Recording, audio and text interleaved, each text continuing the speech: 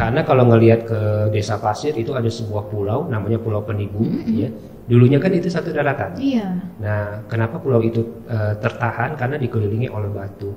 Nah, dulu pesisir Kabupaten Mempawah, khususnya Desa Pasir itu menanjung sampai ke si Pulau Penibung itu.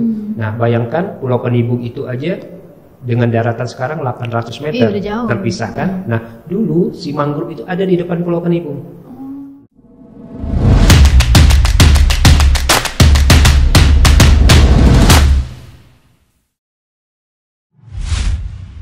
Assalamualaikum warahmatullahi wabarakatuh. Halo teman-teman, gimana kabarnya nih? Di episode selanjutnya dari Ngambol masih bersama dengan Hana menemani kamu ya. Dan juga pastinya tidak sendiri karena Hana di episode kali ini ditemani dengan seorang yang fenomenal kata Pak Rudi. Orang berpengaruh juga di Kabupaten Mempawah ini. Kita udah bersama dengan Bapak Raja Fajar Azansyah ya. Boleh didekatin Pak mic-nya Pak biar Boleh. Suaranya Oke, nyaring gitu ya. Apa kabar Pak? Baik, alhamdulillah luar biasa sehat. Sehat ya. Perjalanan ke sini aman ya Pak, lancar. Aman, ya? lancar sekali. Tanpa hambatannya, alhamdulillah baik juga kabarnya nih teman-teman. Nah, Bapak Raja Fajar Azansyah ini enaknya dipanggil apa nih Pak? Fajar aja mungkin. Pak Fajar Iya. ya. Pak Biasanya Fajar. terkenalnya Fajar Mangrove. Fajar. Fajar Mangrove, maka karena kita mau bahas mangrove jadi kita datangin Bapak Fajar Mangrove di sini ya. Nah, kesibukan sehari-hari dulu nih Pak, atau apakah kegiatannya sehari-hari ini, akhir-akhir ini? Oke, kebetulan selain aktif di lingkungan ya, khususnya di konservasi mangrove, saya mengabdi di pemerintahan Kabupaten Mempawah. Ya. Mengabdi. Jadi sehari-hari sebagai ASN di kantor Bupati Mempawah. Oh, di sini ya dekat ya. Oh iya, betul sekali ya, dekat ya rupanya kantor kita ya. Oke. Jalan kaki gitu kan. Jadi selain sebagai ASN juga concern sama mangrove ya Betul Pak sekali. ya. Makanya itu kita mau nanya-nanya seputaran tentang mangrove nih. Oke, silakan. Ya, dihadirkanlah Pak Fajar di episode kali ini nih teman-teman ya. Jadi sebelumnya mau tahu dulu nih, dan Hana udah baca-baca juga ya profil Pak Fajar ya. Kalau Pak Fajar ini founder dari MMC Betul ya, sekali. Mempawah Mangrove Conservation Iya. ya, foundernya ya Pak ya. Nah gimana tuh MMC itu awal mulanya seperti apa Pak? Terus munculnya itu di tahun berapa dan kenapa gitu? Kenapa Bapak membuat MMC? Oke, terima kasih Kak Ana. Halo kawan-kawan semua. Jadi MMC ini merupakan sebuah komunitas masyarakat, sebuah wadah yang konsen fokus terhadap kegiatan penghijauan pesisir atau bahasa kerennya konservasi mangrove. Nah, kenapa kami membentuk MMC ini? Nah, pada 2011 yang lalu saya bersama dua teman lainnya, jadi kami bertiga itu mendirikan mangrove. Dua temannya adalah Bang Roni dan Bang Ian, ini merupakan masyarakat yang tinggalnya di pesisir ya. Dan mereka itu saksi hidup bahwa pesisirnya, rumahnya itu sangat dekat dengan abrasi. Nah, sehingga di tanggal 14 Desember 2011 kita kumpul-kumpul, kita coba membuat semacam wadah komunitas.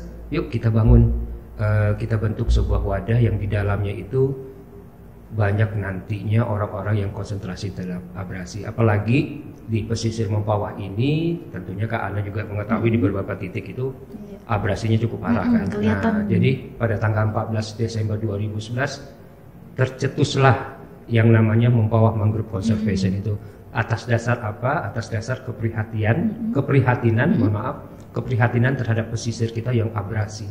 Nah, seperti itu kan. Jadi ngelihat dari tempat tinggal lah ya istilahnya, ngelihat sekitar kalau misalnya udah mulai tergerus abrasi dan kalau lama-lama dibiarkan gitu ya Pak ya, Habis daratan kita. nggak ada nih Mempawah nih Betul kan udah sekali. setengah ininya. Betul. Makanya dibuat lah gitu ya Mempawah Mangrove Conservation karena concern akan hal tersebut, Betul abrasi sekali. yang terjadi Betul itu. sekali. Nah, terus kita mau tahu juga nih, mangrove tuh sebenarnya apa? Mungkin banyak juga teman-teman yang masih belum paham gitu mangrove. Atau kan dikenal juga dengan bakau ya Pak Betul ya. sekali. Oke. Nah, jadi gini, mangrove itu adalah vegetasi endemik khusus hidup di daerah pesisir hingga sampai ke sungai. Nah, selama di sungai itu ada air payau, akan bisa ditumbuhi oleh mangrove. Nah, mangrove dengan bakau itu sebenarnya sama. Oke, mangrove dari bahasa Inggris, bakau bahasa lokal. Yang perlu pemirsa atau kawan-kawan yang melihat bahwa mangrove itu banyak sekali jenisnya. Ya, di Indonesia buku yang menjadi rujukan saya, Wetland, itu ada 69 jenis mangrove. Banyak sekali, saya tidak perlu sebutkan di sini. Namun di antara 69 itu terbagi dua golongan, mangrove ikutan dan mangrove sejati. Nah, mangrove sejati itulah yang biasanya kalau kita ke pantai kita melihat namanya api-api putih kata orang lokal. Nah, itu kalau bahasa kerennya itu Avicennia marina. Ada mangrove yang mempunyai akar itu seperti jangkar.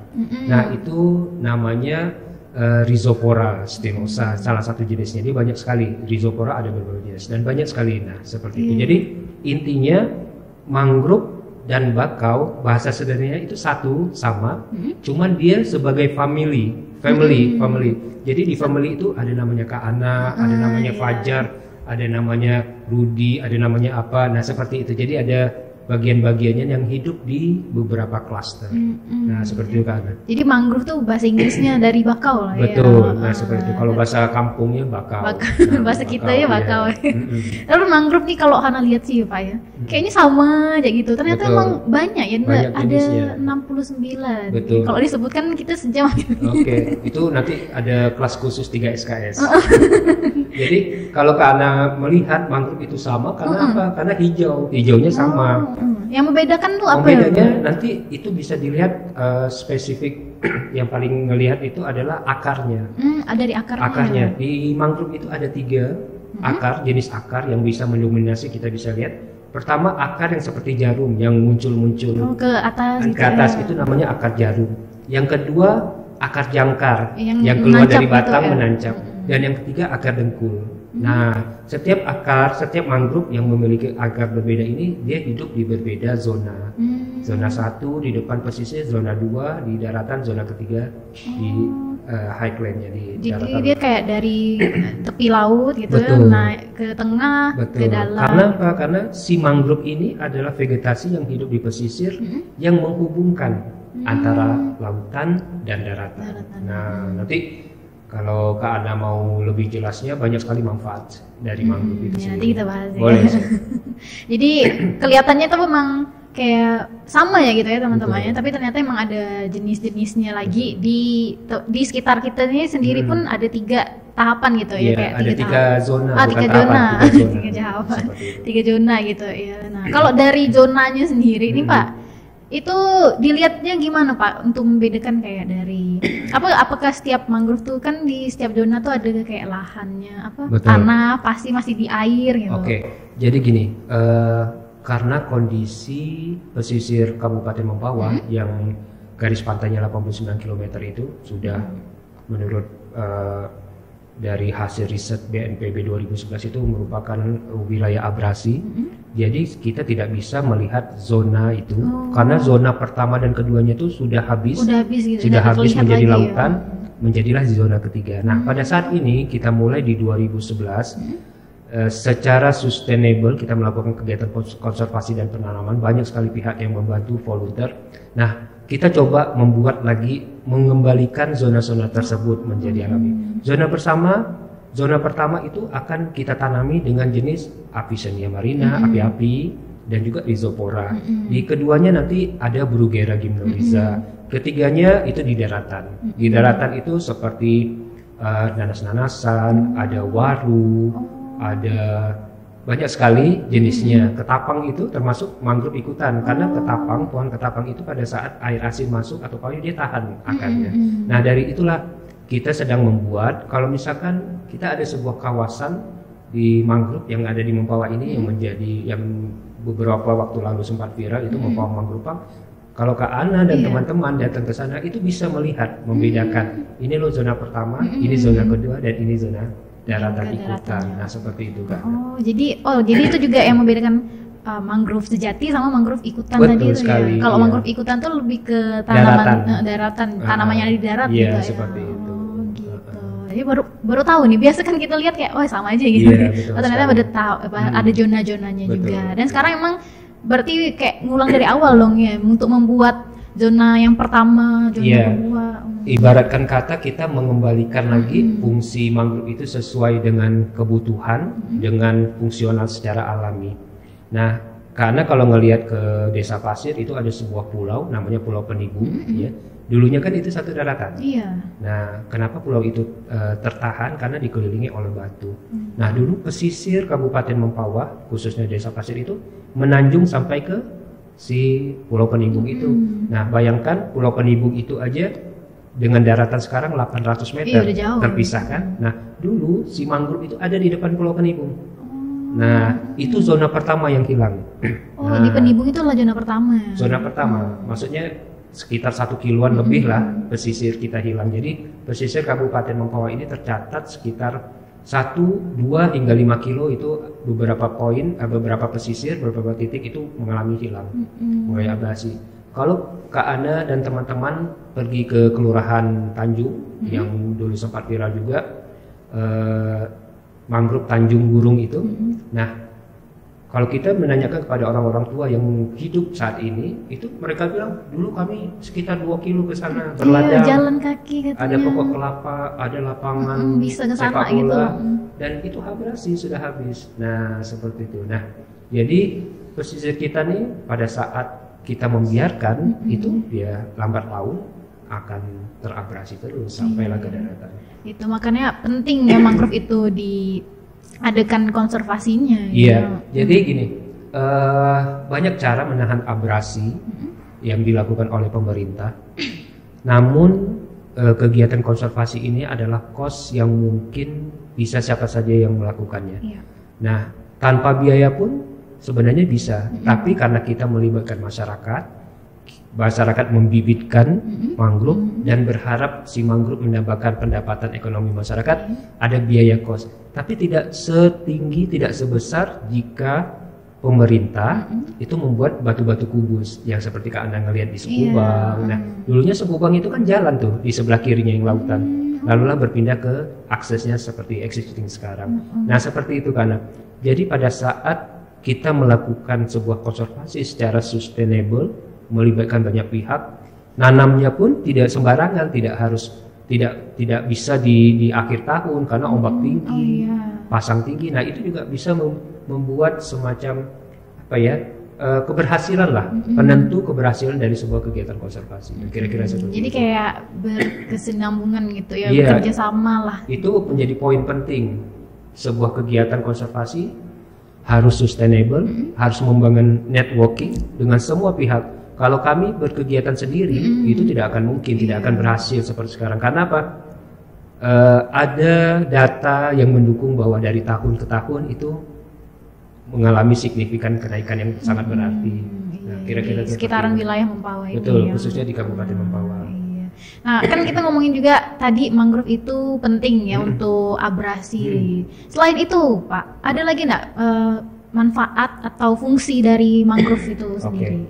Banyak sekali sebenarnya kalau kawan-kawan mau belajar atau googling karena jadi manfaat mangrove pertama itu mangrove ini adalah penyerap karbon dioksida ya. Oh iya.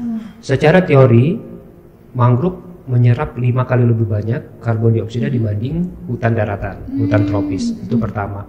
Kedua, mangrove ini dia melepaskan oksigen.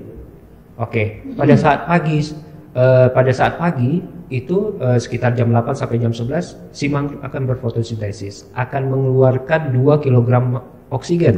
Ya. Sementara secara literasi saya pernah baca, kita itu satu manusia itu satu hari manusia menghirup 0,9 kg. Jadi filosofinya satu pohon mangrove dewasa itu menghidupkan 2. Bayangkan jika kita menebang pohon mangrove.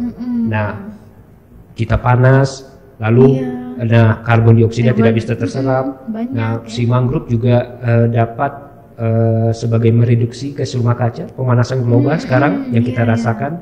Nah, terus ketiga, Nah, si mangrove juga sebagai intrusi, menahan intrusi air laut. Intrusi air laut tuh pada saat air laut masuk daratan, Mau ke daratan nah gitu ya, dia ditahan. Ya. Kenapa? Karena dia penyaring, menjadilah si air laut ini yang asin menjadi tawar. Ini dapat dibuktikan kalau Kak Ana dan teman-teman semua pergi ke Kampung Pasir. Dulu di pesisir Kampung Pasir itu ada sawah di bagian daratannya yang di tepi jalan. Dulu tidak bisa ditanamin karena air asin intrusi. Kelapa-kelapa sudah mulai mati. Nah, itu kelihatan. Tapi saat ini karena si mangrove ketebalannya sudah hampir 100 meter, nah intrusi air laut itu bisa tertahan. Kebun kelapanya memang tidak bisa normal kembali, namun lahan-lahannya sudah bisa ditanami padi. Di depan benteng pom bensin ke arah pasir, kan sudah ada kadang-kadang orang menanam padi. Nah, itu salah satu. Mereka sudah bisa bercocok tanam ubi, ada pisang. Nah, seperti itu. Nah, itu. Nah, terus juga si mangrove ini juga menjadi rumah bagi banyak sekali kahati. Oke. Nah, kami sering melakukan survei kahati yang disponsori oleh salah satu CSR swasta. Nah, ternyata di pesisir Desa Pasir itu ada 23 jenis kahati, keanekaragaman hayati. Termasuk itu burung-burung, kepiting, nah terus ular, burung, nah seperti itu. Iya, kalau ikan-ikan ini manfaatnya dari si mangrove ini, nah itu dirasakan oleh kongkong nelayan. Dulu kongkong nelayan menangkap ikan jauh di depan sekitar 5 atau 10 kilo ke depan. Namun pada saat ini jika ada waktu-waktu tertentu di pesisir di depan mangrove itu, banyak udangnya, banyak ikannya. Karena apa? Karena si hutan mangrove ini penyedia plankton.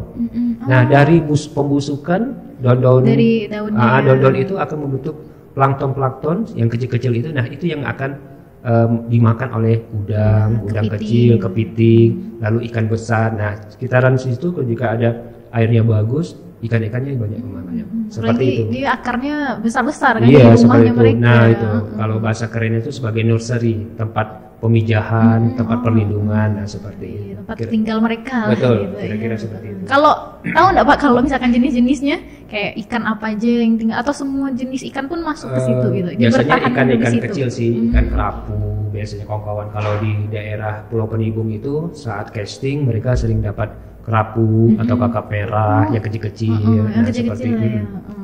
Kalau ikan-ikan besarnya tidak ada karena pesisir kita ini agak keruh, jadi ikan-ikan besar jarang sampai di tepi. Jadi yang kecil-kecil ya banyaknya. Udang-udang, kepiting gitu. Udang, kepiting itu dan kerapu ya lumayan lah 2-3 kilo itu dapat besar-besar lumayan. Jadi dicari yang banyak airnya gitu. Ada airnya gitu. Ada airnya seperti itu. Selain itu juga tadi ada yang lain ya, hayati yang lain kayak burung-burung. Itu juga ada jenisnya tersendiri.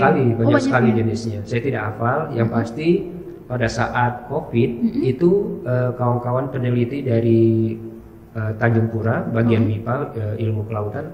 Nah, ternyata saat di tahun 2021 atau 2022 itu menemukan sebuah burung yang langka. Burung yang langka dalam arti kata langka itu tidak ada di tempat kita. Jadi ternyata setelah kita diskusi bersama kawan-kawan dosen dari Untan bahwa mangrove ini sebagai tempat singgah imigrasi. Mungkin burung itu dari satu lokasi mau ke misalkan mau ke mana gitu, dia singgah dulu ke tempat kita. Nah, padahal bukan asli dari sini. Bukan aslinya. Kan? Jadi ternyata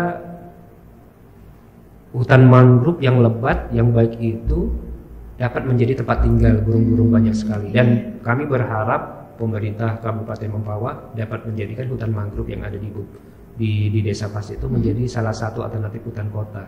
Karena jaraknya kan dekat nih, cuma 3 kilo, ya seperti itu kan. Ya, gitu. Banyak ya fungsi-fungsinya ya. Banyak sekali. Terus Ana juga dengar dari akarnya pun gitu kan, dari buah-buahan dan dari buah mangrove dan daunnya juga bisa digunakan diolah. Nah, di Desa Pasir kebetulan ibu-ibu penggiat itu kita bekerja sama dengan Lab Terpadu Untan. kita melakukan semacam olahan turunan dari hasil Dari mangrove. mangrove. Nah, daun api-api itu bisa dijadikan teh, Oh, terus daun Rhizopora stilosa atau bakau jangkar itu bisa dijadikan cake. oh, cake kue. Cake kue itu cake kayak brownies. Nah, tapi itu hanya berapa persen saja, tidak sebagai bahan, semuanya tidak gitu semua ya. karena tetap bahan bakunya adalah gandum. Nah, kalau akarnya kita selama ini belum ada pemanfaatan, tapi jangan sampai hutan mangrove ini seperti cerita-cerita orang tua dulu bahwa kepunahan hutan mangrove itu salah satunya, banyak sekali faktornya, salah satunya adalah akibat dari kelakuan kita sebagai manusia. Karena apa? Kayu mangrove ini sangat baik untuk arang. Nah, karbonnya sangat rendah setelah ada penelitian. Nah, karbon yang tertinggi itu adalah batok kelapa. Jadi hati-hati karena kalau makan sate jangan sampai makan yang arang-arangnya. Nah, itu Iya, karena karena karbonnya. karena nanti pemicu apa namanya kanker.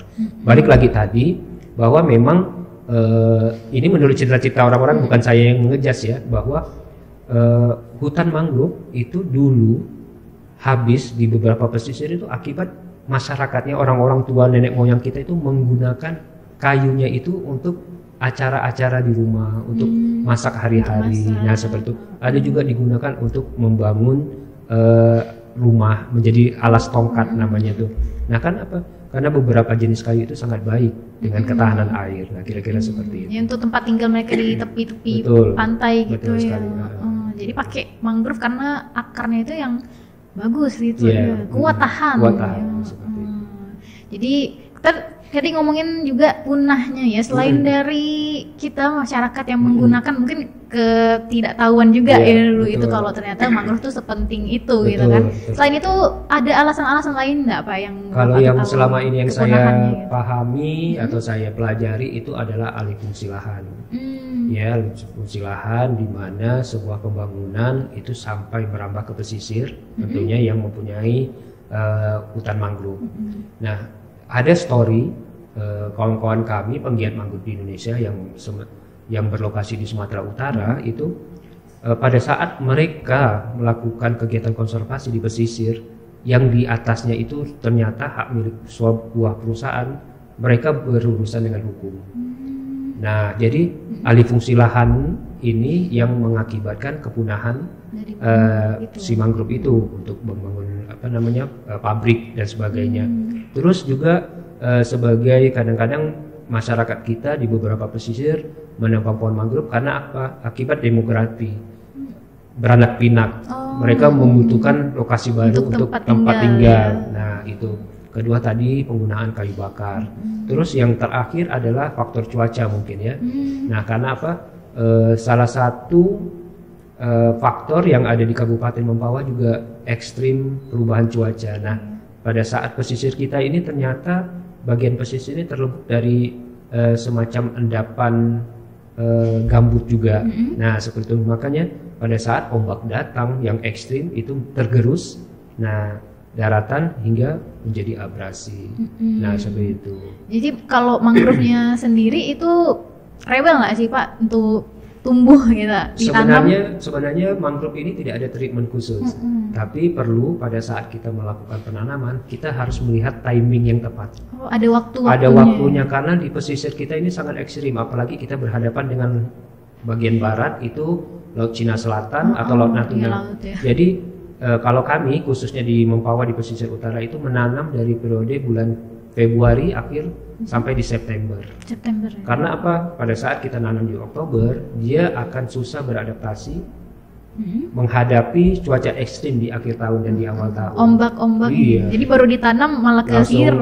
Langsung kecabut lagi. Nah, kira-kira seperti itu. Oh, jadi kalaupun kita mau nanam gitu ya, jadi diambil kalau di daerah Kabupaten Mempawah ini di Februari, September Iya, gitu. betul. Itu ombaknya tenang. Ombaknya gitu. sedikit tenang lah.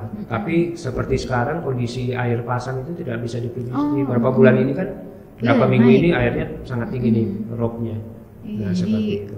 kalau air naik agak susah ya, Iya. karena ditanam Nanamnya pun. harus baik, harus benar, bukan sembarangan. Kalau untuk masa pertumbuhannya itu berapa tahun untuk bisa sampai Masa hutan bakau? masa pertumbuhannya Kami pernah mengukur bahwa 1 tahun masa tanam itu mangrove akan mengeluarkan akar jangkar. Nah, pada saat dia sudah mengeluarkan akar jangkar, si mangrove akan siap survive menghadapi ombak tinggi. Nah, pada saat tanam sampai masa 1 tahun itulah masa yang sangat riskan bagi si mangrove. Dia akan hidup jika dia setahun tanam lolos, dia akan hidup membesar. Jika dia tidak tahan, dia akan tercabut. Nah, seperti itu. Jadi butuh waktu 1 tahun. Berarti itu gimana, adakah penghalang atau apa untuk membuat dia itu tetap hidup terjaga gitu? ya. Nah, terjaga. jadi itu. Jadi pertama kita harus menanamnya di awal tahun. Kedua di Februari atau Maret gitu, biar dia cepat beradaptasi, si akarnya akan beradaptasi atau mengikat si lumpur. Kedua, kita harus melakukan kegiatan itu secara sustain tadi. Pada saat kita tanam tahun ini gagal, tahun depan kita harus tanam hinggalah seperti yang Kak Anang lihat sekarang. Terus yang ketiga, kami kemarin 2 tahun yang lalu mencoba membuat sebuah hybrid engineering yang dilakukan bersama lab terpadu Untan, ada namanya OCD, Organic Coastal Defense. OCD ini sebuah pengaman pantai yang kami rekayasa bersama, mencoba melindungi si mangrove dari tekanan ombak. Ada beberapa yang berhasil, ada yang tidak, karena memang ombak di pesisir Mempawah ini sangat ekstrim. Nah, namun itu bukan menjadi kegagalan, tapi itu kadang-kadang gini, pada saat kita menghadapi kegagalan, kita menyerah, tapi tidak, seharusnya tidak. Itu menjadi pelajaran. Jadi pelajaran lesson learning itu tidak dari best practice, tapi bad practice juga kita perlu menjadi evaluasi kita ke depannya untuk kita harus begini, kita harus begini. Nah, harus dirubah. ini yang perlu diganti. Benar. Jadi ada pendekatan atau intervensi yang perlu kita lakukan pada saat penanaman. Nah, tidak semua wilayah pesisir itu kita gunakan dengan hybrid engineering pendekatan itu, namun untuk wilayah-wilayah yang tertentu. Nah, seperti itu. Jadi kalau di Kabupaten Mempawah sendiri ini wilayah hutan mangrove-nya tuh banyak. Iya, betul. Ada berapa luasnya di setiap pinggiran gitu? Betul. Nah, kita memiliki garis pantai 89 km. Kita ada 6 kecamatan yang langsung bersisir. Ke laut. Dari data Peta Mangrove Indonesia di tahun 2022 yang kami olah datanya bersama kawan-kawan tata ruang, saat ini kita sudah terdapat luasan sekitar 3.100 hektar hutan mangrove. Nah, ini meningkat dibandingkan data serupa di tahun 2021, itu hanya 2.700 kalau tidak salah saya. Nah, mundur ke belakang, kami pernah waktu itu mendapat data dari yang sedang melakukan disertasi dari KKP, Kementerian Kelautan Perikanan. Pada saat di 2014 kalau tidak salah saya, data itu hanya 700-an hektar. Nah, jadi Kak Ana bisa melihat bahwa signifikan kegiatan konservasi ini menentukan dengan luasan hutan mangrove. Nah, dan ini tentunya merupakan keberhasilan bersama nih, pemerintah daerah, volunteer, pihak swasta, dan banyak sekali lah yang mensupport kegiatan kami dari 2011 hingga saat ini. Nah, seperti itu kan. Jadi kelihatan peningkatannya ya, karena kerjasama dari segala setiap pihak ya. Saling bersinergi. Nah, seperti itu. Iya. Jadi udah luas banget nih. Kalau dilihat kan emang kalau kita jalan ke daerah-daerah sana tuh setiap pinggirnya udah banyak mangrove. Betul. Gitu kan. Namun memang menjadi PR kita itu di bagian selatan, itu mulai dari Tanjung Burung, Kuala Secapa hingga sedikit ke arah Senggiring. Nah, Senggiring kita sudah mulai tanam.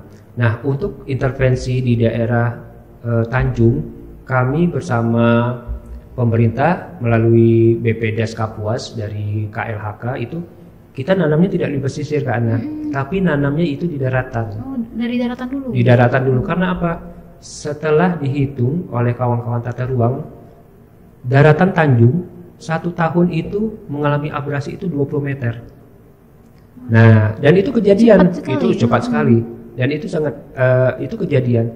Jadi diprediksi pada tahun 2030 lebih itu akan abrasi kalau tidak diintervensi dengan kegiatan apapun, itu sampai di rumah paling ujung di Tanjung. Udah habis. Nah, jadi kalau Kak Ana dan teman-teman datang ke Tanjung, itu dapat melihat mangrove yang sudah mulai tinggi sekitar 2 meteran itu kami tanam di daratan. Dengan maksud apa? Kita mencoba mengamankan dulu daratan, mengantisipasi nanti barulah kita tahapannya ke depan. Nah, sekitar gitu. Karena kalau saat kami berkegiatan di tahun 2001 sampai 2020 kalau nggak salah, sampai 2022 itu sudah sekitar memang 30-40 meter. Kelihatan. Itu bisa dihitung dari pokok kelapanya. Satu pokok kelapa kalau nggak salah katanya 5 meter. Nah seperti itu. Cepat ya, 1 tahun. 1 tahun 20 meter. Nah seperti itu. Tapi sekarang memang udah diantisipasi ya, semoga tidak. Betul, tapi tidak semua pesisir, belum semua menjadi barrier atau biasnya pengelindung daratan. Masih setengah dulu. Masih ya, bertahap. Kalau mau nanamnya tuh Pak gimana Pak, dapat bibit mangrove-nya itu nyarinya di mana? Oke, nah sebenarnya kalau teman-teman yang mau secara mandiri, kawan-kawan pelajar di Kabupaten Mempawah atau sekolah-sekolah adiwiyata, sebenarnya bisa membibitkan secara mandiri. Propagul, pembibitan itu mulai berawal dari sebuah propagul. Propagul itu semacam biji lah bahasanya, panjangnya seperti pulpen ini sekitar 15 cm. Nah dari propagul ini kita dapatnya di mana? Di pesisir. Kita coba cari di pesisir yang ada indukan mangrove yang sudah tua. Jadi si mangrove itu mulai berbuah menghasilkan propagul tuh pada tahun keempat. Setelah dia dewasa, dia berbunga, terus propagul ini kita ambil bibitnya, nanti kita semai. Setelah 2 bulan 3 bulan kita tanam. Nah sebenarnya kalau misalkan masyarakat atau kelompok masyarakat itu mau melakukannya secara mandiri itu tidak membutuhkan biaya. Bisa cuma kemauan sendiri, ya. Di mana ada kemauan pasti ada jalan. Nah, namun seperti yang tadi di awal karena bahwa kawan-kawan atau beberapa organisasi kami bermitra dengan kawan-kawan di Desa Pasir. Nah, mereka membibitkan mangrove. Nah, biasanya kami setiap tahun mendapat semacam CSR atau ada corporate yang mau menanam mangrove. Nah, mereka mengkompensasikan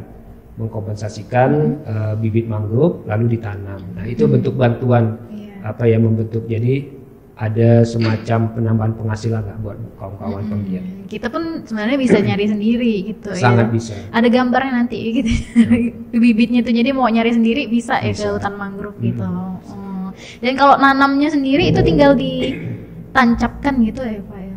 Atau ada cara khususnya untuk menanamnya? Tidak ada cara khusus, tinggal ditancapkan aja di dalam polybag. Ya, tinggal kita tunggu lah ya. Betul, akarnya muncul. Nanti 2 bulan dia akan bertunas. Nah setelah daun 4 atau daun 6 dia akan siap untuk ditanam di pesisir. Oh jadi kita tunggukan dulu di daratan gitu, di dalam polybag. Baru kalau udah muncul tunasnya baru ke zonanya tadi sesuai zonanya.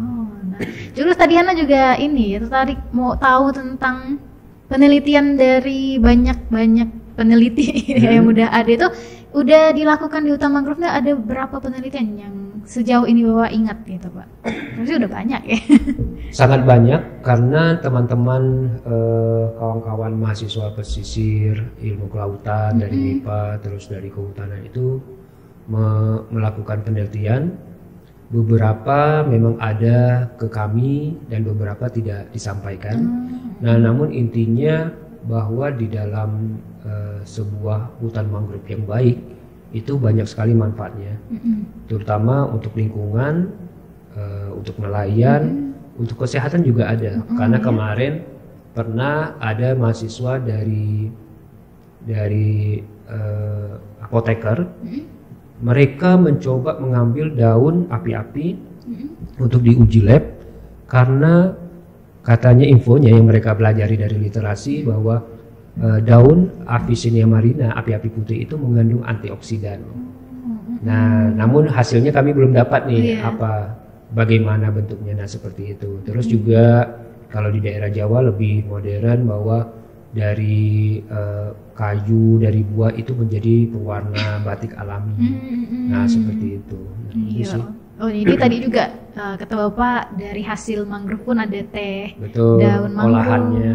Berarti itu mungkin karena ada antioksidannya tadi itu. Bisa jadi karena itu ya. Maka penelitian pun tertarik untuk mengetahui itu lebih lanjut. Selain itu juga kami sekarang sudah mencoba memanfaatkan hutan mangrove itu menjadi ladang untuk budidaya kelulut.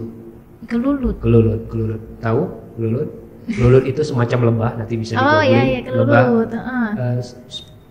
springless, lebah tidak bersengat. Iya. Nah seperti itu.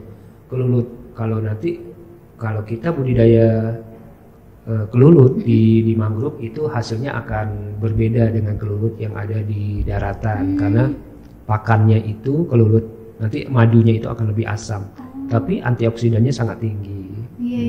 Seperti itu. Pernah lihat di pohon mangrove ada apa untuk tempat tinggal kelulut itu ya besar. Jadi itu lebih asam ya karena ada antioksidan. Karena si mangrove ini kan memang asam. Karena kalau pernah makan, kalau orang-orang tanya orang-orang tua ke Ana, itu ada sebuah pohon yang namanya pohon gedabu atau bahasa kalau di googling tuh bisa dibilang apple mangrove. Nah kalau orang-orang dulu itu wangi sekali. Nah kalau misalkan lagi hamil, lagi apa istilahnya? Kalau kita makan mempelam kan, makan mangga, dia makan itu karena dia asam sekali. Karena kalau apa namanya ngidam gitu ya. Betul sekali. Jadinya itu belum pernah nyoba sih. Tapi ada enggak yang jual itu? Nggak ada jual, itu ada di Desa Pasir ada pohonnya. Jadi kalau mau ambil ke situ mau rasa. Free. Bapak pernah ngerasanya, Pak? Pernah asam. Oh, rasanya asam gitu ya. Rasa kayak buah apel kecut berarti. Gitu, kayak kecut. Nggak, itu istilahnya aja apple mangrove. Tapi karena warnanya hijau. Nah, bentuknya asam gitu. Tapi bentuknya kayak mangga atau kayak apa? Bulat seperti ini, nanti bisa di-googling. Nanti di-googling. Kita mau tahu rasa juga gitu gimana rasanya. Terus tadi juga ada yang Bapak sebut OCD namanya tuh. Organic Coastal Reef. Nah, itu gimana tuh Kak? Pak, bentuknya, Pak? Okay. Ada bentuknya atau itu sebuah alat kah? Iya. Jadi OCD Organic Coastal Reef ini adalah pendekatan hybrid engineering yang menggunakan barang-barang bekas yang mudah melapuk secara alami. Nah, OCD ini terdiri dari dua bangunan. Pertama adalah breakwater. Itu breakwater ada pemecah, bahasanya pemecah ombak, tapi fungsinya yang selama ini untuk melindungi si mangrove dari sampah-sampah. Nah, kita gunakan bambu. Oke, di depan. Di belakang OCD, di belakang breakwater itu ada namanya matrep berbentuk letter U. Nah, di letter U inilah si mangrove kita tanam. Nah, letter U ini di dampingannya kita buat kayu, kita isi dengan sampah-sampah organik agar si lumpur ini menjadi solid, tidak tergerus lagi ke laut pada saat pasang tinggi. Nah, ini yang intervensi yang kita lakukan, kita uji coba.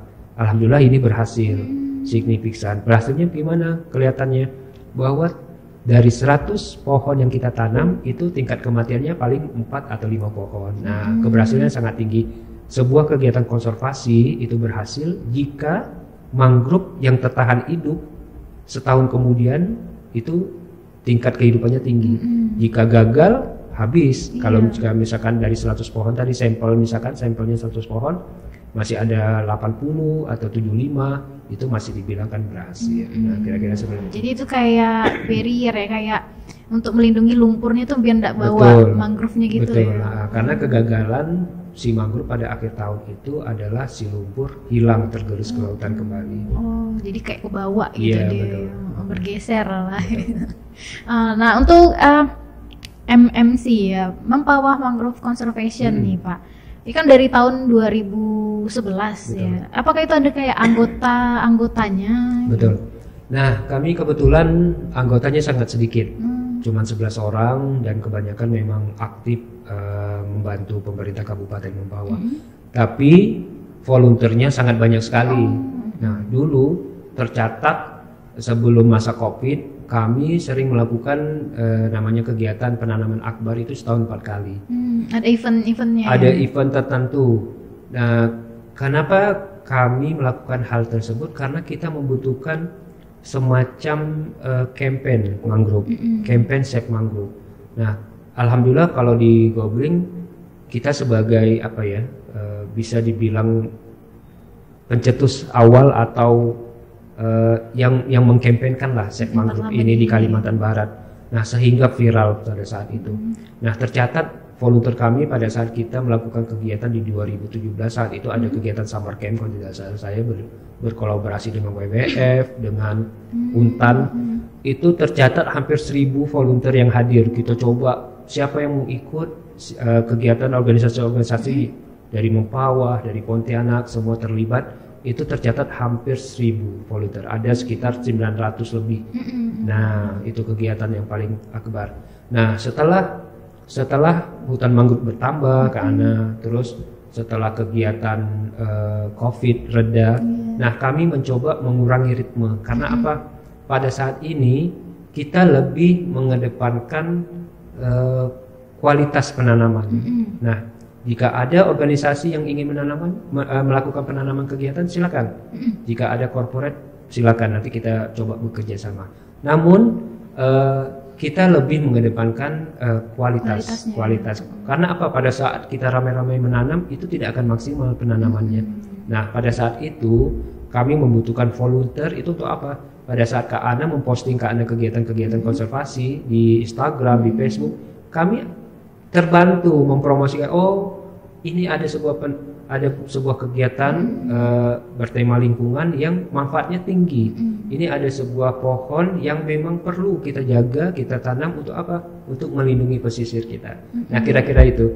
Jadi pada saat awalnya di 2011 sampai 2013 kami itu semacam sales dari door to door. Biar orang-orang tuh kayak concern juga. Iya, gitu. kami mencari volunteer pada saat itu dari sekolah ke sekolah untuk membantu kegiatan karena kami bertiga awalnya kan tidak mungkin.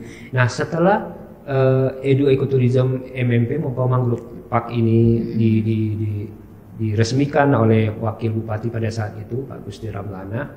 Nah, kita terbalik dalam arti kata pada saat sebelumnya kita dari sekolah-sekolah dari door to door ngajak-ngajak campaign.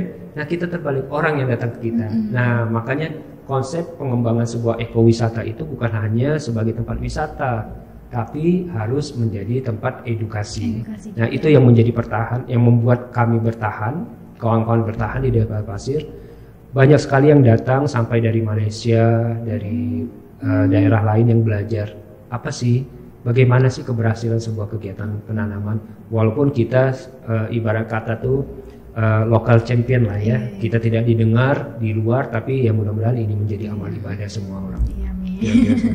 Nah, kalau misalkan yang dulunya ngajak ya, sekarang orang-orang pada datang. Nah, ingat nggak Pak, dari daerah-daerah mana aja nih Pak yang udah datang untuk pengen belajar ataupun mau ikut nanam juga gitu?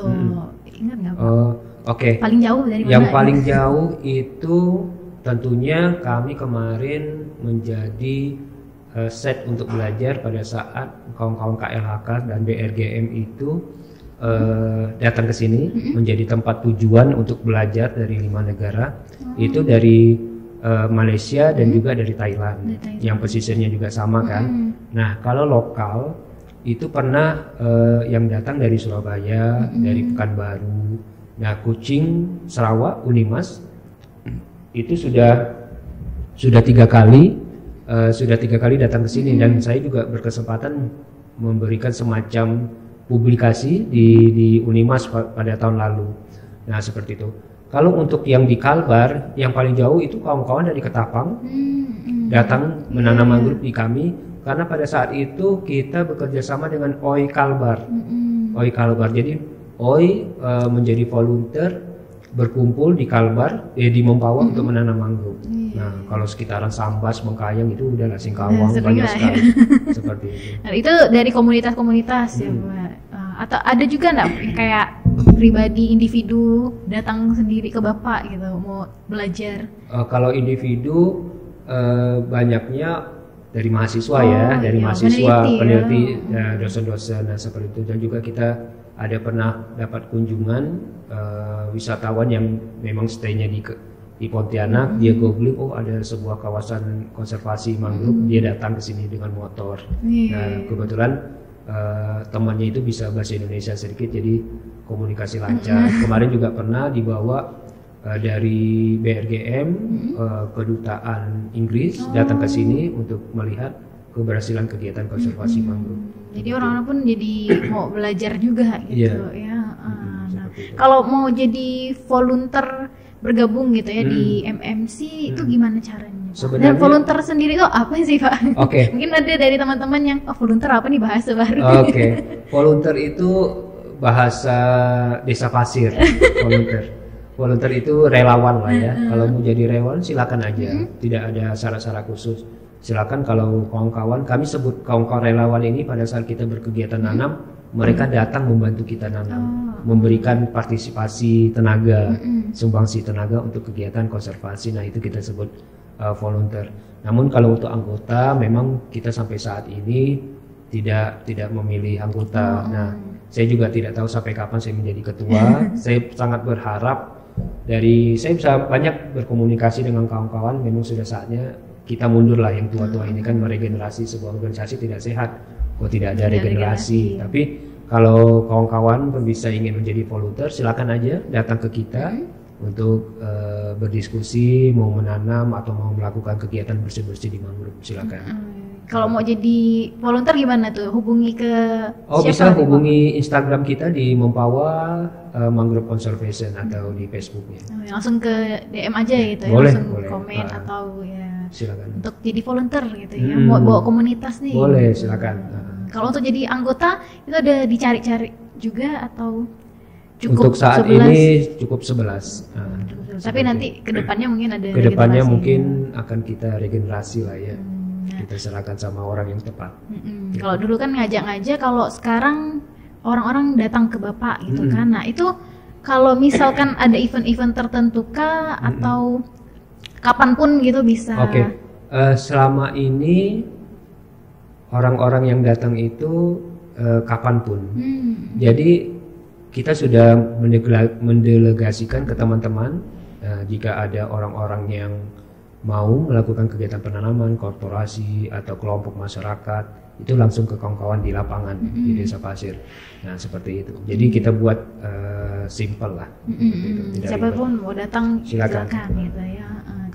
Kalau dari MMC ada juga buat event-event nggak kayak setiap, kan kemarin bulan lalu ya baru Hari Mangrove Sedunia gitu. Nah itu ada eventnya juga. Nah kita hanya kegiatan penanaman aja. Nah pada saat ini memang ritme di kantor lebih sibuk, jadi ritme di organisasi biar kawan-kawan yang handle.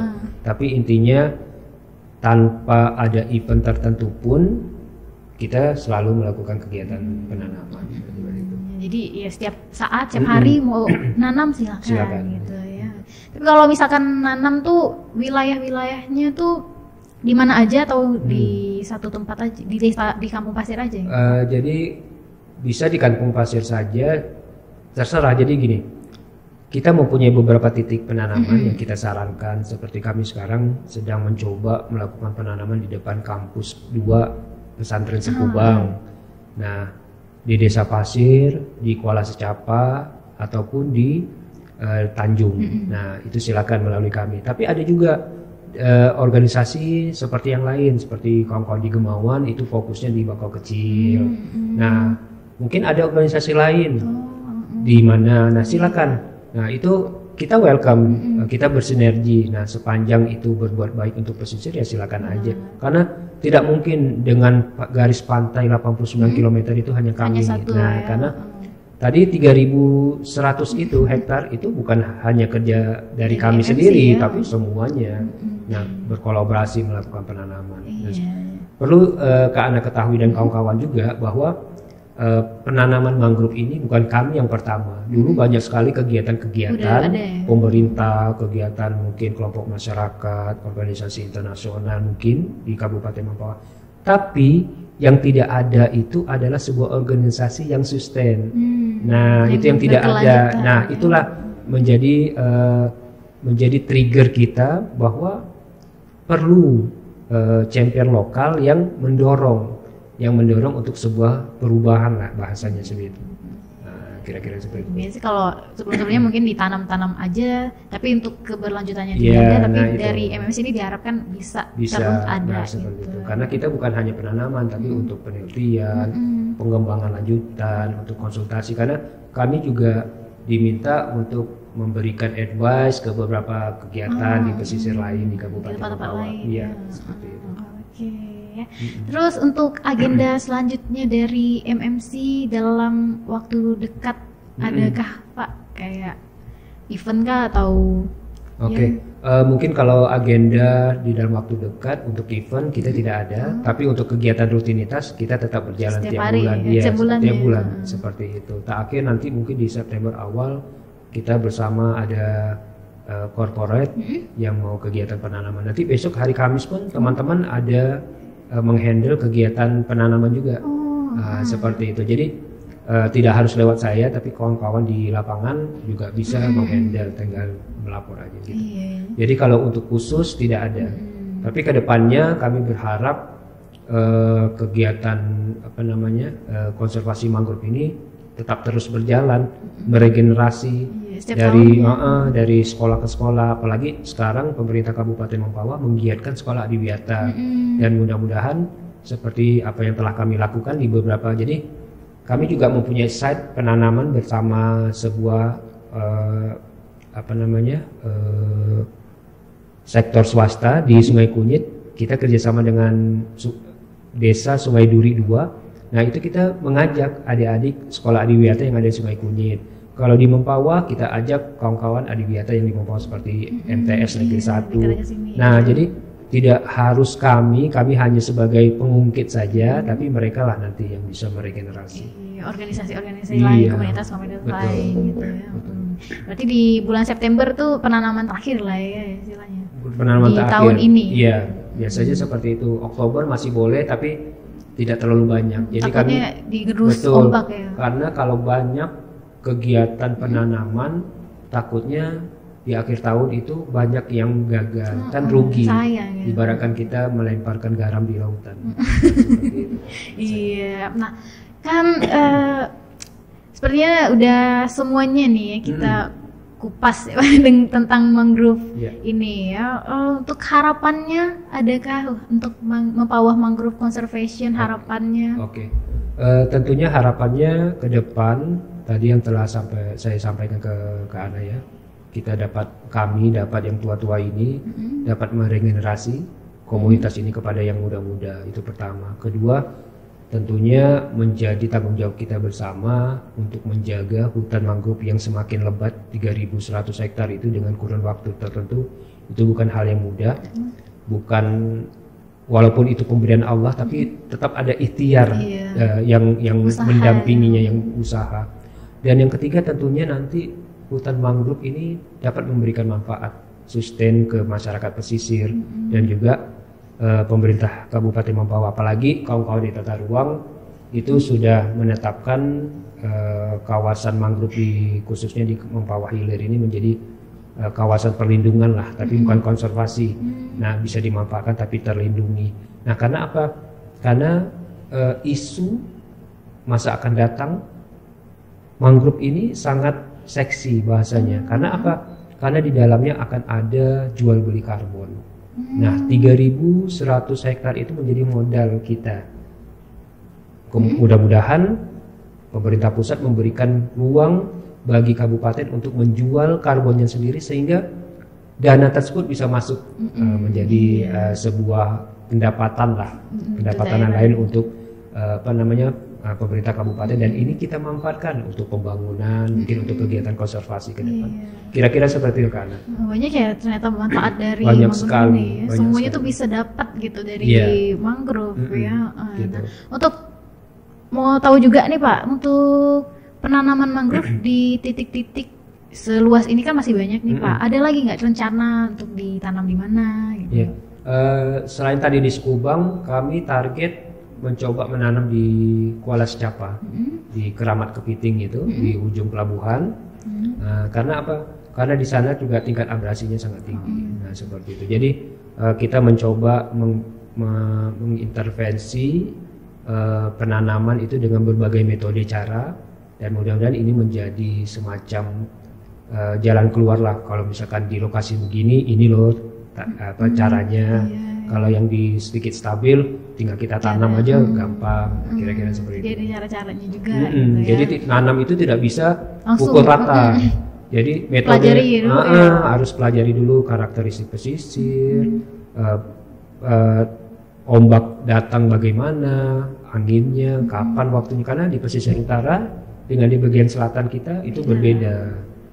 Kira-kira seperti itu. Jadi nggak bisa langsung cari titik, oh ini ada lahan gitu. Iya langsung gitu. Jadi tidak, bahasanya itu sebuah apa ya, cara itu tidak bisa dikacamata kudakan dengan daerah lain. Yang tempat lain. Harus ada treatment yang berbeda. Harus dipelajari lagi cara-caranya ya. Terus juga di Mempawah ini kan ada Mempawah Mangrove Park ya. Nah itu dibuka sebagai tempat wisata kan Pak ya. Iya. Nah itu apakah itu bisa apa ya, di tempat-tempat lain juga ada seperti itu park? Oke. Tempat wisata ya. gitu ya. Jadi sebenarnya dulu waktu sebelum Kabupaten Mempawah ada 2 tempat wisata lainnya, Polaria Tanjung Pagar di Mendalo dan juga Cinta Mangrove Park di kawasan desa Sungai Bakau Besar Laut. Nah, namun kedua tempat wisata ini dikelola oleh desa ya. Nah, seiring berjalan pada saat Covid kolab. Termasuk kami yang di MMP kan di Mempawah Mangrove Park juga kolab. Namun sekarang mencoba bangkit kembali dan mudah-mudahan bisa menjadi alternatif lah, alternatif tempat wisata. Tapi yang saya selalu ingatkan kepada kawan-kawan pengelola bahwa kita ini membuka tempat wisata itu bukan hanya tempat berwisata, tapi tempat untuk belajar. Itu yang paling penting, karena pada saat orang berwisata 2-3 kali mungkin bosan, tapi untuk belajar akan terus ya. Karena kan akan berganti-ganti nih yang belajar. Nah seperti itu. Jadi lebih kedepankan untuk edukasinya. Betul, ya, betul. Wisatanya itu nilai plusnya, nilai plus, tambahnya ya. Nilai tambah pada saat kita membuka pertama kali kan orang belum tahu mangrove. Nah orang akan datang. Saya sempat waktu itu masih di pariwisata, Kabid Pariwisata menanyakan berapa kali sih datang ke sini? 4 kali paling banyak, ada yang 3 kali. Nah setelah itu mereka akan bosan. Nah karena ya itu tadi mobilisasi kita tuh sedikit, beda dibandingkan Jawa dari ujung ke ujung itu. Jika ada satu tempat itu wah sering kan, apalagi ada tur wisatanya apa kan. Ada kegiatan-kegiatannya gitu kan. Jadi diharapkan masyarakat tuh datang ke sana tuh tidak hanya untuk bersantai aja kita melihat mangrove-nya, tapi juga untuk belajar ya, seperti itu. Nah dan ini mungkin pertanyaan terakhir ya Pak ya, untuk Ngampul episode kali ini. Untuk harapan Mempawah Mangrove Master Passion-nya udah. Terus ini ada pesan dari Pak Rudi nih Pak. Untuk harapan podcast kita nih ada enggak Pak? Ngampul ini. Nah ini merupakan sebuah terobosan yang baik ya dari Postur Ngampul ini. Karena apa? Memberikan ruang berbagi informasi, berbagi ide, saran, gagasan. Nah, mudah-mudahan kedepannya podcast di Kominfo ini dapat lebih berkembang. Mungkin tadi saya sempat mengatakan diintegrasikan dengan radio. Terus bisa juga mungkin suatu saat podcast on the spot jika ada terjadi kegiatan-kegiatan tertentu. Nah, contoh nanti di tanggal 3 September kalau tidak salah saya awal ada robo-robo. Nah mungkin Kak Ana dan tim bisa podcast langsung di Kuala Mempawah. Nah bahwa bisa juga melihatkan nanti kan kegiatannya apa-apa saja. Nah kira-kira seperti itu, karena ini sangat baik, sangat menginovasi, menginspirasi maksud saya, apalagi kawan-kawan mendengarkan hal-hal yang baru. Nah mungkin saya juga nanti menitipkan ada 1 kali lagi boleh untuk proper saya pinta. Kita jadwalkan ini. Oke, aman nanti di September ya. Iya, harapannya itu aja ya Pak untuk Ngampul ya Pak. Terima kasih Pak ya udah. Dan mudah-mudahan Ngampul akan ada sponsor nih. Iya, belum ada, baru Ngampul ya. Baru sponsor dari teman-teman ya. Iya. Mungkin nanti kan bisa juga tuh diambil sponsor lokal kan. Iklan-iklan nanti kan iklan-iklan lokal. Iya, ya itulah harapannya ya untuk Ngampul. Terima kasih ya Pak ya udah berbagi informasi bersama kita mengenai mangrove dan banyak hal ya dari mangrove ini yang bisa kita dapatkan. Terus juga edukasi hari ini semoga bisa sampai ke teman-teman dengan baik.